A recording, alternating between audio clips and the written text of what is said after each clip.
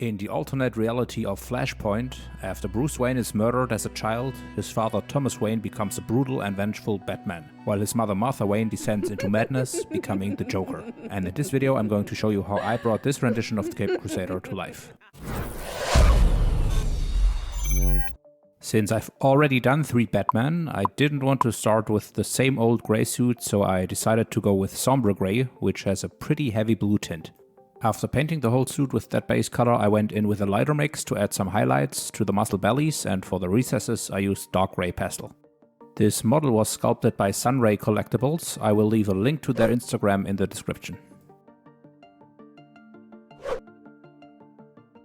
When I was done with the shading for the bodysuit, I started trimming the gloves and boots with black. What I didn't notice in this moment was that I got black paint on my left thumb from opening the bottle. If you follow my left thumb, you can see how I got a blob of paint on Batman's chest. And you might be asking yourself how I couldn't notice that immediately, but I didn't. So I continued painting until I realized it right in this moment. But the paint had already dried a bit, so it was too late to get it all off with water. What saved my butt here was that I varnished the suit before I started with the black. So I was able to use a bit of alcohol on a paper towel and a Q-tip to remove the remaining paint. So guys, I know varnishing in between coats is annoying because you have to wait for it to dry and you would rather continue painting, but in situations like this you will thank yourself if you spent that extra time. The alternative would have taken much longer. After that small shock, I was able to continue on with airbrushing those parts black. But since straight black looks really flat and the shoes and gloves don't have any sculpted texture, I used a sponge to dab cold grey over the black. And because this looks way too harsh, I toned it down with a mix of tile black and glaze medium. This will give it a nice used leather look.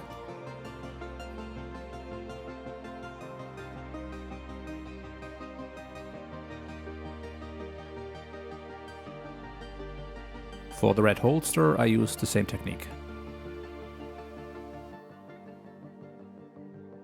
Masking the utility belt would have been way too much work with all those pouches, so I just hand painted those.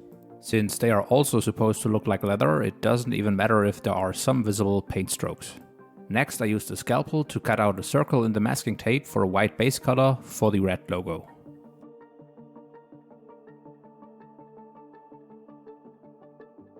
Masking of the bat would have been too much hassle as well, so I just hand painted that.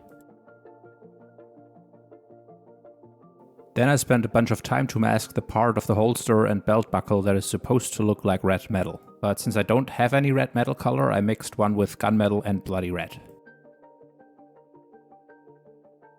For further weathering, I used chainmail silver.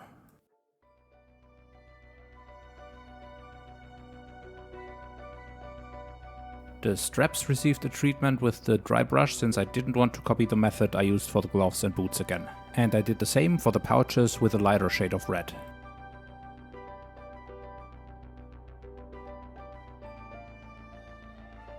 The pistols were painted with a mix of black and chainmail silver. Then I used my hole punching tools that I usually use for my eye decals to make perfectly round stencils for all the small buttons.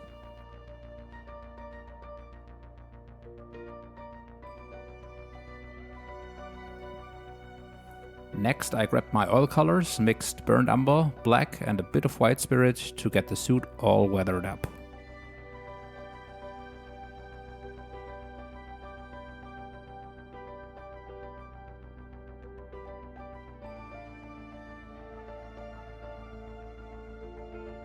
With that, the only thing missing for the suit was to apply satin varnish on top of the Montana matte varnish for the metal parts.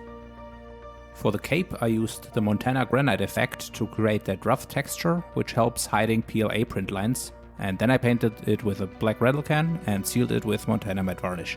But even though it's called matte, it's too shiny to deliver a convincing fabric look. I used tile black and made all the high spots of the cape a bit lighter, and with solid black I darkened the wrinkles and low spots.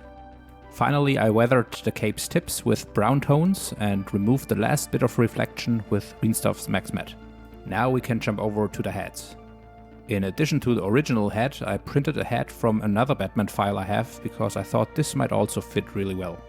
This one does make him look a bit older and grim, which fits really well to the Flashpoint Batman. For my skin painting process, in short, I do a layering of different kinds of skin tones, then I do speckling with a bunch of colors, tone that down with skin tone again, and then I do washes. And for the final details I use pastels.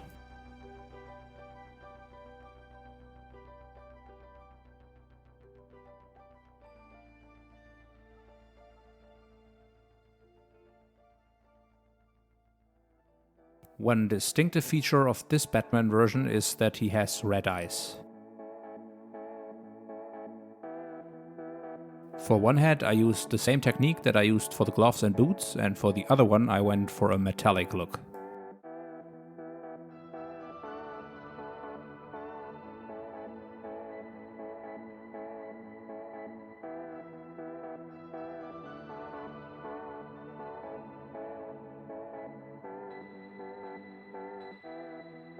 Coming to the base, I already painted the flagstone that Batman will stand on in a marble effect and showed the whole process in a video that you can check out with the link in the right top corner if you're interested in that. The only issue was, retrospectively, I could have saved the hours of painting here because I overdid it with the weathering and at some point it wasn't even visible anymore. I didn't like that, so I tried to remove the weathering from the part, but looking back at it now I should have just left it like it was. Cleaning didn't really make it better because there was too much texture with too many crevices. So it would have been smarter to make that part completely smooth before painting the marble effect. I wanted the whole base to look really moist and wet, like it's part of the Batcave where you have water dripping down from the ceiling the whole time. That's why I added gloss varnish here and there on top of the satin varnish. And to push it even a bit further I mixed some 2K resin for a few puddles. The last step for the base was to add a few more details by adding some gravel and fake moss here and there by gluing it on with wood glue, and then also using gloss varnish once dry to make it look all moist and wet. Now let's talk about the bats. When I opened the file in Blender and zoomed in a bit, I realized that the bats don't have a proper head. Interesting artistic choice, but I wanted real heads. Luckily the model that I already took the second Batman head sculpt from also had nice bats on the base. So I used this one and transferred it over to the other file. For the paint job I started with a base coat of dark flesh tone and then scarlet red for the areas between the skeleton. Then I went over that with tile black but tried to not get a full opaque coverage. And as a final layer for the main color I used Beastie Brown on top of that. For the bellies I used a mist of light grey and with a mix of white, pale flesh and red I painted the inside of the ears and the nose. Then I painted all the eyes white because I somehow thought their eyes are red.